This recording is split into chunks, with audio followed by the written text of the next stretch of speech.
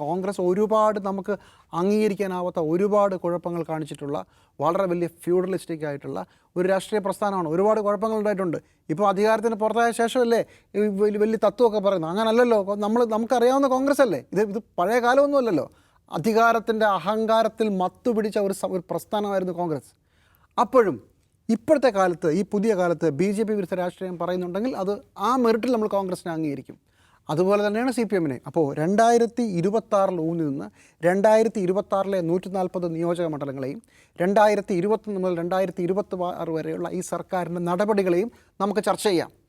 ആ ചർച്ചയ്ക്ക് ചെയ്തതിന് ശേഷം, അതിന് മറുപടി പറഞ്ഞ ശേഷം നമുക്ക് പുറകോട്ട് വേണമെങ്കിൽ പോയി നോക്കാം. അല്ലാതെ PM ശ്രീ പറയുമ്പോൾ ഇന്ന് മുഖ്യമന്ത്രി ചൂടായി, അങ്ങനല്ല. അവിടെയാണ് പ്രശ്നം. അപ്പോൾ ഇന്നലെ VD സതീശൻ ഈ സർക്കാരിൻ്റെ കാലത്തെ പല കാര്യങ്ങളും ചോദിക്കുമ്പോൾ പഴയൊരു പ്രസംഗം എടുത്തിട്ട് വേണം പോയി കേട്ട് നോക്കാനാണ് പറഞ്ഞത്. അതല്ലല്ലോ. ഈ വിഷയം വീണ്ടും തെരഞ്ഞെടുപ്പിൽ സജീവമായി ചർച്ചയാകുന്ന പേടിയുണ്ടാകും. അപ്പോൾ ചുരുക്കത്തിൽ നമുക്ക് ഇന്നത്തെ കാര്യം പറയാം. പാസ്റ്റ് വിട്ടേരെ, എല്ലാവർക്കും കുഴപ്പമാണ്.